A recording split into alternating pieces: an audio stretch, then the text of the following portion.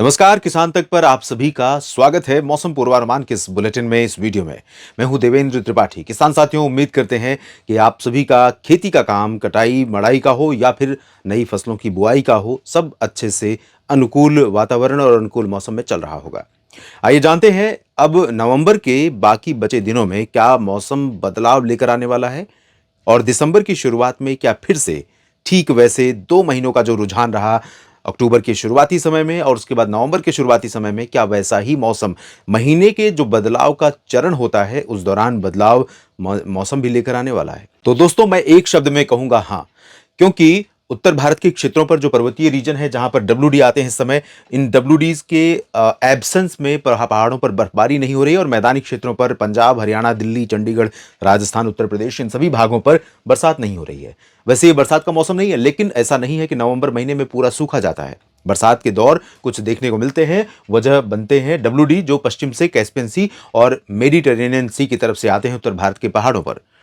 और इसके साथ एक नया बदलाव जिसके बारे में जानना आपको बेहद जरूरी है, वो बदलाव शुरू हो चुका है। उस बदलाव के संकेत मिलने शुरू हो चुके हैं। स्ट्रेट ऑफ मलक्का यानी मलक्का स्ट्रेट का जो क्षेत्र है, ये मलेशिया के बीच में और सिंगापुर के बीच में, यहाँ पर एक सर्कुलेशन आप देख सकते हैं बन चुका है। और यहाँ पर भूमध्य रेखा के ऊपर हिंद महासागर के रीजन में एक स्ट्रेट ट्रफ बन गई है और इसके नीचे दक्षिणी पश्चिमी हवा, इसके ऊपर उत्तर पूर्वी हवा चल रही है। सर्कुलेशन बन गया है और जो पूरब की एनर्जी है, जो इससे पहले ये 1.5 किलोमीटर की हाइट की स्थिति है, सरफेस पर नहीं, जो हवा हमें फील होती है, जिसको हम अनुभव करते हैं, वो हवा नहीं है। लगभग 1.5 किलोमीटर की ऊंचाई पर चलने वाली हवा है। तो यहां से प्रशांत महासागर, दक्षिण चीन सागर, फिलीपींस सी से होते हुए बंगाल की खाड़ी में पहुंचने वाली हवाएं और साथ में बंगाल की खाड़ी का जो और अरब सागर की तरफ से आने वाला जो एनर्जी का हिस्सा है, वो सारा यहां पर इकट्ठा हो रहा है। और इसके कारण यहां पर जल्दी ही यानी 22 नवंबर को एक कम दबाव का क्षेत्र और 23-24 नवंबर के बीच बंगाल की खाड़ी पर यहां पर डिप्रेशन बनने जा रहा है। और इस डिप्रेशन के आगे बढ़ते हुए उत्तर पश्चिमी या पश्चिमी दिशा में आगे बढ़ते हुए और इंटेंस बनने की संभावना है, यानी कि डीप डिप्रेशन और तूफान, साइक्लोन बनने की संभावना भी है। तकरीबन 70-80 किलोमीटर प्रति घंटे की रफ्तार की हवाएं इसके आसपास चलनी शुरू हो जाएंगी और ये सिस्टम नवंबर के अंत और दिसंबर के शुरुआती समय में भारत के कई राज्यों को प्रभावित करेगा। मूलतः दक्षिण भारत के क्षेत्र ज्यादा प्रभावित होंगे, खासतौर पर पूर्वी रीजन, तटवर्ती हिस्से, तमिलनाडु, पुदुचेरी, आंध्र प्रदेश और साथ ही साथ ओडिशा और आसपास के रीजन में जो आंतरिक हिस्से हैं, तेलंगाना है, छत्तीसगढ़ है, कुछ महाराष्ट्र के रीजन, कुछ मध्य प्रदेश और पश्चिम बंगाल के गंगीय क्षेत्र, पूर्वोत्तर भारत के राज्यों पर भी नमी का प्रवाह बढ़ेगा। तो इन भागों पर बदलाव होगा। साथ में बदलाव होगा दोस्तों उत्तर भारत के क्षेत्रों की तरफ। जो उत्तर की ठंडी हवाएं आ रही हैं, इन हवाओं में कमजोरी आ जाएगी, हवाओं की क्षमता कम हो जाएगी और इन हवाओं की क्षमता बढ़ जाएगी। तो ये हवाएं जब दिल्ली की तरफ आगे बढ़ेंगी, जो बढ़ने वाली हैं जल्दी, 27-28 से 26-27 से ये हवाएं पूर्वी राजस्थान और दक्षिणी हरियाणा तथा पूर्वी दिल्ली और पश्चिमी उत्तर प्रदेश के भागों तक पहुंच सकती हैं, नीचे वाली। और नीचे वाली हवाएं जब यहां पहुंचेंगी तब आप देखेंगे कि प्रदूषण से बहुत बुरा हाल हो जाएगा। नवंबर के एंड में अगर बरसात नहीं हुई, हवा की रफ्तार कम रही और दक्षिण से हवा आ गई जिसमें नमी का स्तर ज्यादा रहा, तो दिल्ली और एनसीआर का जो एयर क्वालिटी इंडेक्स अभी 500-600 बना हुआ है, वो 800-900 पर पहुंच जाएगा। और ये स्थितियां दिखाई पड़ रही हैं। पर्वतीय क्षेत्रों पर नवंबर के अंत में एक पश्चिमी विक्षोभ आने वाला है जो थोड़ा प्रभावशाली रहेगा और उसे साथ मिलेगा यहां पर गल्फ ऑफ मन्नार और गल्फ ऑफ ये जो ओमान का रीजन है, ओमान की खाड़ी के आसपास का जो हिस्सा है, इन क्षेत्रों से जो इसे सपोर्ट मिलेगा और उसके चलते और साथ में बंगाल की खाड़ी से आने वाली आर्द्रता के चलते जब ये सिस्टम इंटेंसिफाई होगा डब्ल्यूडी, तो मैदानी क्षेत्रों पर भी मौसम बदल सकता है नवंबर के एंड से दिसंबर की शुरुआती समय में, 5 नवंबर के पहले। और साथ में पहाड़ों पर भी बर्फ गिर सकती है। तो इस मैप को मैं एक बार, इस विंड चार्ट को एक बार फिर दिखाना चाहूंगा। इसमें आप देखिए, ये लगभग 26 और 27 के बीच की स्थिति है, जब यहां पर बंगाल की खाड़ी के मध्य क्षेत्रों में 1.5 किलोमीटर की ऊंचाई पर लगभग 58 नॉट यानी 100 किलोमीटर से ऊपर हवा की रफ्तार प्रति घंटे पहुंच जाएगी। और जब ये आगे बढ़ेगा अभी कुछ कहना जल्दबाजी है कि ये सीवियर साइक्लोन बनेगा या वेरी सीवियर साइक्लोन बनेगा या सिर्फ साइक्लोनिक स्टॉर्म की इंटेंसिटी में रहेगा या हो सकता है डीप डिप्रेशन की इंटेंसिटी में रहे।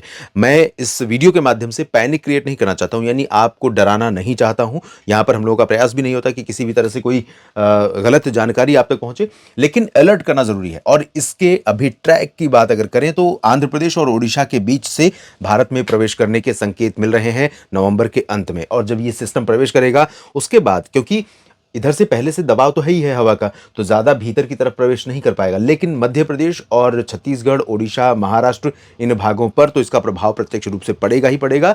बाकी उत्तर प्रदेश पर भी, हरियाणा और दिल्ली, राजस्थान, गुजरात और बिहार, झारखंड, पश्चिम बंगाल के ऊपर भी प्रभाव इसके पड़ने की संभावनाएं हैं नवंबर के अंत और दिसंबर के शुरुआती समय में।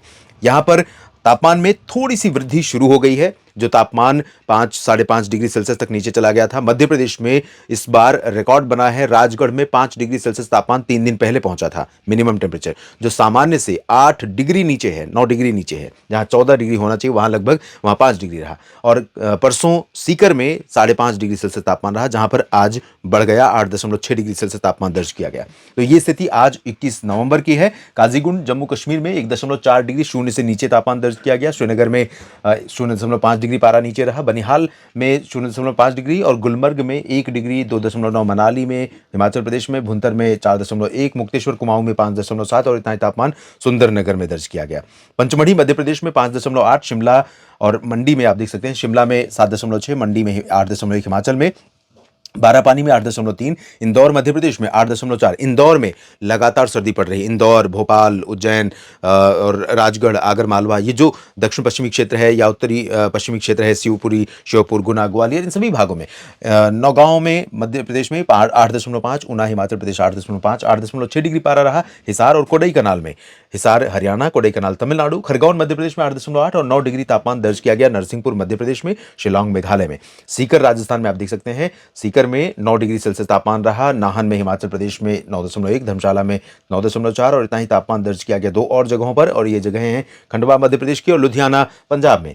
चूरू में तापमान दर्ज किया गया 9.5, मध्य प्रदेश के भोपाल में, राजधानी में 9.6 रहा। 9.8 पाक्योंग सिक्किम में और पंतनगर उत्तराखंड में 10 डिग्री पारा चंडीगढ़ में रहा। तो आप देख सकते हैं 30 जगहों का तापमान 10 डिग्री से नीचे नवंबर के मध्य के बाद दूसरे पखवाड़े में यहां पर रिकॉर्ड किया जा रहा है। और ये स्थिति आप किसी भी जगह का तापमान चेक कर लीजिए, सीकर का भी तापमान चेक करेंगे तो लगभग 3 से 4 डिग्री ये बिलो नॉर्मल आएगा, यानी 13-14 डिग्री सेल्सियस जहां पर तापमान मिनिमम होना चाहिए 12 से 14 डिग्री सेल्सियस के बीच, वहां पर ज्यादातर जगहों पर बीते दिनों में 5 से 6-7 डिग्री के बीच तापमान दर्ज किया गया था। लेकिन अब परिस्थितियां बदल रही हैं। उत्तर की हवा जो कमजोर हो रही है, इसके चलते उत्तर की हवा का प्रभाव जब कम होगा, नीचे की हवा का प्रभाव बढ़ेगा तो तापमान बढ़ जाएगा। यानी नवंबर की शुरुआत में तापमान या सर्दी जिस लेवल की थी, जितनी ज्यादा थी, उससे कम सर्दी नवंबर के अंत में संभावित है। यह बहुत ही आश्चर्यजनक मौसमी घटना है जिसे सामान्य तौर पर नहीं लिया जा सकता।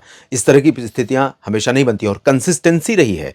नवंबर की शुरुआत में जब ये सिस्टम तूफान आगे बढ़ा था, मोन्था, और उत्तर भारत के पहाड़ों पर बर्फबारी हुई थी, मैदानी इलाकों में कुछ जगहों पर बरसात हुई थी, उसके बाद जब यहाँ से ठंडी हवाएं चलनी शुरू हुई तो लगातार पूरे रीजन को, मध्य भारत के और पूर्वी भारत तथा उत्तर भारत के सभी क्षेत्रों को इन हवाओं ने प्रभावित किया और लगातार मौसम में ठंडक रही।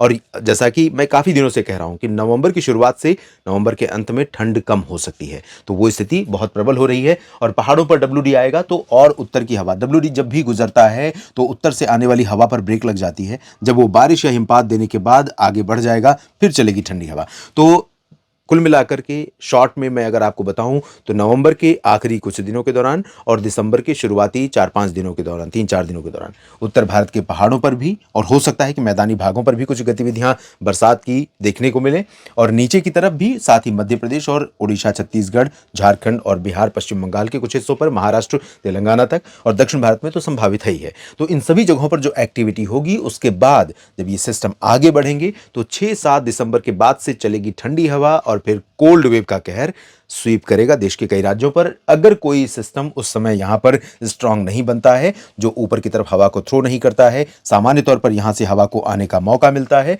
तो निश्चित तौर पर भारत के कई राज्यों पर शीतलहर का शिकंजा कस जाएगा। बरसात की संभावनाएं कहां पर हैं अगले 15-16 दिनों के दौरान, तो आप देख सकते हैं 5 दिसंबर तक ग्वालियर और मध्य प्रदेश के पास यहां पर उज्जैन इंदौर तक, और इधर रीवा सीधी सिंगरौली निवाड़ी टीकमगढ़ दतिया, और साथ ही बुंदेलखंड रीजन जो उत्तर प्रदेश का है, प्रयागराज कौशाम्बी फतेहपुर महोबा हमीरपुर और इधर सोनभद्र मिर्जापुर भदोही, यहाँ तक भी बरसात देखने को मिल सकती है। झारखंड पश्चिम बंगाल और उड़ीसा के तमाम तटीय क्षेत्रों में भारी बारिश हो सकती है। अभी ऐसा लग रहा है कि अंदर ज़्यादा प्रवेश नहीं करेगा। अगर अंदर ज़्यादा प्रवेश नहीं करेगा तो थोड़ा बहुत ही प्रभाव दिखाई पड़ेगा। अगर ये तूफान बनता है और ये सिस्टम अंदर बढ़ता चला जाता है तो निश्चित तौर पर इन भागों में काफ़ी बारिश होगी। लेकिन क्योंकि ये सर्दियों का मौसम है, मानसून के सीजन में तो ऐसी संभावनाएं होती हैं, क्योंकि उधर उत्तर की हवा कम आती है, नीचे की हवा का प्रेशर ज़्यादा होता है। लेकिन इस समय ऊपर की हवा का प्रेशर ज़्यादा है, इसका प्रेशर बहुत ज़्यादा नहीं रहेगा और कंसिस्टेंट नहीं रहेगा, तो इसलिए ज़्यादा अंदर की तरफ जाने की चांसेस बहुत कम है। पूर्वी राजस्थान में और पूर्वी गुजरात के भागों में नवंबर में एंड में 29-30 नवंबर से लेकर के 3-4-5 दिसंबर के बीच में थोड़ी बहुत गतिविधि हो सकती है, और इधर दक्षिण पूर्वी उत्तर प्रदेश में हो सकती है। और दक्षिण भारत में तो कई जगहों पर संभावना है तमिलनाडु और आंध्र प्रदेश के तटों से लेकर कर्नाटक और केरल के आंतरिक रीजन, लक्षद्वीप और पुदुचेरी, साथ ही साथ तेलंगाना और आंध्र प्रदेश के रायलसीमा में, पूर्वोत्तर भारत में भी कई जगहों पर बरसात होने की संभावना है। इस वीडियो में अभी इतना ही। वीडियो बहुत लंबा हो गया है, लेकिन धैर्यपूर्वक अगर आप देखेंगे तो बहुत अच्छा लगेगा हमें, और जानकारियाँ ठीक लगती हैं तो कमेंट सेक्शन में ज़रूर बताइए अपनी राय। साथ ही साथ इस वीडियो को लाइक और शेयर करिए, और बने रहिए हमारे साथ मौसम की तमाम जानकारियों के लिए। और किसान तक पर आपको मिलती हैं खेती और किसानी से जुड़ी, सरकार की नीतियों से जुड़ी, सरकार की नीतियाँ आपके कितने हित में है, इनसे जुड़ी बहुत सारी जानकारियाँ। तो उन वीडियोज़ को भी देखें और अपनी राय सभी वीडियो पर ज़रूर लिखिए, क्योंकि आपके लिए ही ये कंटेंट, आपके लिए ही ये जानकारी तैयार की जा रही है जो आपके लिए काम की हो सकती है। सभी किसान साथियों का ये वीडियो देखने के लिए दिल से धन्यवाद। अगर ये वीडियो आपको पसंद आया है तो इसे लाइक ज़रूर करें। अगर चैनल अभी तक सब्सक्राइब नहीं किया है तो कर लें, और नोटिफिकेशन पाने के लिए बेल आइकन भी दबा दें।